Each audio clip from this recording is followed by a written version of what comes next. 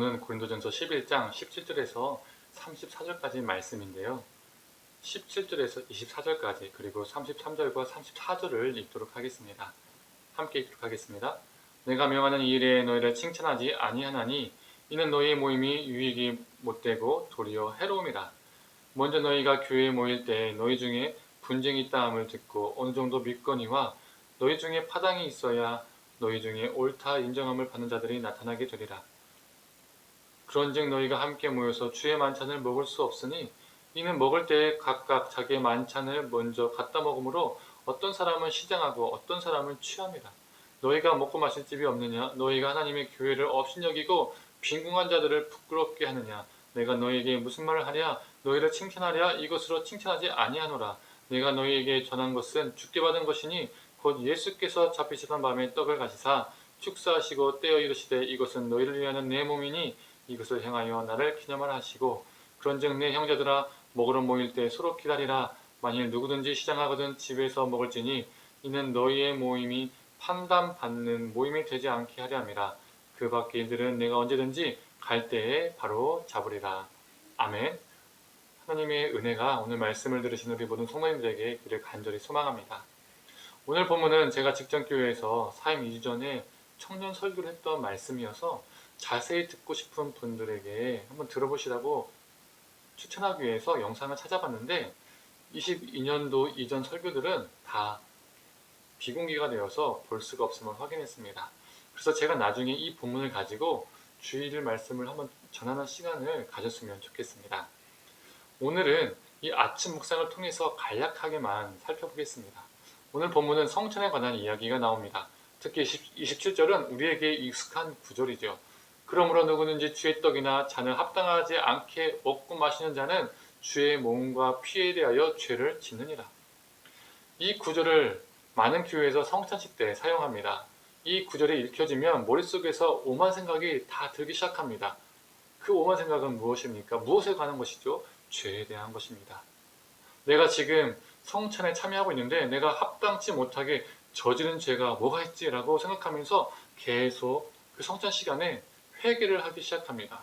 우상 숭배한 것에 대해서, 거짓말한 것에 대해서, 말씀 생활을 제대로 하지 않은 것에 대해서, 기도 생활을 빼먹은 것에 대해서, 교회 예배를 잘 드리지 않은 것에 대해서, 헌금 생활을 잘 하지 않은 것에 대해서, 누군가를 미워한 것에 대해서, 음욕을 품은 것에 대해서, 기타 등등등등 여러 죄들을 떠올리며 용서해달라고 하나님께 기도를 합니다. 합당하게 떡을 먹고 잔을 마시기 위해서 말이죠. 그래서 우리가 참여하는 성찬식은 개인의 죄를 고백하는 교회 성사의 시간이 됩니다. 속죄의 시간이 된다는 것이죠. 대부분의 성찬이 속죄에 포커스가 맞춰져서 집례가 진행됩니다. 분병, 분전할 때도 어떤 찬양이 대부분 반주로 또는 찬양으로 부르게 되지요. 나 같은 죄인 살리신 이런 류의 찬양이 반주로 깔리거나 그리고 찬송하게 됩니다. 그런데 정말 이 본문이 성찬 받을 때의 속죄의 측면을 강조하는 본문일까요? 이런 해석은 오늘 본문의 정황을 무시한 해석이 됩니다. 초대교회 당시에 애찬이 있었고 그리고 예배로 들어가면서 예배 가운데 성찬을 했었습니다. 그런데 문제는 고린도 몇몇 성도들이 애찬에서 음식을 다 먹어 치워버리고 성찬에 참여했습니다. 그리고 어떤 사람은 아무것도 먹지 못하고 쫄쫄 굶은 상태에서 성찬에 참여하는 일이 반복이 되었죠. 그 상황을 바울이 알게 된 것입니다. 그렇다면 어떤 부류의 사람들이 음식을 배부르게 먹고 성찬에 참여하고 어떤 부류의 사람들이 음식을 먹지 못하고 이 배고픈 상태에서 성찬에 참여하게 됐을까요? 그 당시 주일은 지금처럼 빨간 날, 즉 쉬는 날이 아니었습니다. 부자인 사람들은 일할 필요가 없었기 때문에 일찍 와서 음식을 다 먹어버리고 심지어 취한 상태로 예배에 참석하게 된 것이죠. 그런데 가난한 자들과 종들은 쉬는 날이 아니니까 고된 노동을 하고 교회에 왔는데 음식이 없는 거예요. 찌꺼기만 남은 것이죠. 그러면 항의할 법도 한데 왜 너희들만 다 먹었냐? 왜 우리를 먹지 못하게 하냐? 라고 하면서 따질 수도 있는데 그들은 그렇게 하지 못했습니다. 먼저 와서 다 먹어치우고 심지어 술 취한 사람들이 자신들의 주인이고 고용인이고 자신들보다 사회적으로 높은 사람이다 보니 아무 말도 못하고 그 고된 몸과 그 배고픔 배를 쥐어잡고 예배를 드리고 성찬에 참여했던 것이죠. 이런 암울한 상황이 계속 반복이 되었던 겁니다. 그래서 바울은 개인의 속죄를 말하는 것이 아니라 고린도 교회 성찬 속에서 나타난 사회 경제적 불평등의 모습을 꾸짖고 있는 겁니다. 사회적 약자와 가난한 자, 병든 자가 소외된 그 현상을 꾸짖고 있는 것이죠. 이게 무슨 말일까요? 너희에게 충분히 먹고 마실 집이 없어서 남기지 않고 다 먹어친 거냐? 그런 게 아니라면 하나님의 교회를 멸시하고 가난한 사람들을 부끄럽게 하려고 네가 다 먹어친 것이 아니냐? 내가 너에게 무슨 말을 하겠느냐? 내가 칭찬하겠냐? 아니, 칭찬할 수 없다. 어떻게 그런 모습으로 성찬에 참여하려고 하느냐? 저 약자들이 보이지 않느냐? 저 가난한 사람들이 보이지 않느냐? 너희만 배부르고 저 가난한 이들을 외면하면서 성찬에 참여하는 것은 합당치 않다. 약자들을 돌보지 않고 성찬에 참여하는 것, 그게 바로 죄다. 그게 바로 죄를 지는 것이다. 그게 바로 하나님의 심판을 먹고 마시는 것이다. 라고 엄중히 바울은 말하고 있는 것이죠. 그래서 바울은 먹으러 모일 때 서로 기다려라. 정말 배가 고프면 집에서 충분히 먹고 와라. 그리고 가난한 자, 이 약자들을 기다려라. 그리고 그들을 먹게 하라. 그리고 합당한 모습으로 성찬에 참여하라라고 말하고 있습니다. 성찬 시간에 하나님, 제가 욕을 했습니다. 하나님, 제가 거짓말을 했습니다. 하나님, 제가 예배를 잘 안 드렸습니다. 하나님, 제가 음란한 생각을 했습니다. 하나님, 용서해 주세요. 용서해 주세요. 라고 고백하고 성찬에 참여하라라는 이런 개인적인 차원의 속죄를 말하는 것이 아닙니다. 성찬이 시간적으로 순서적으로 아무 일 없이 문제 없이 잘 진행되었다고 아무 문제가 없는 것이 아닙니다.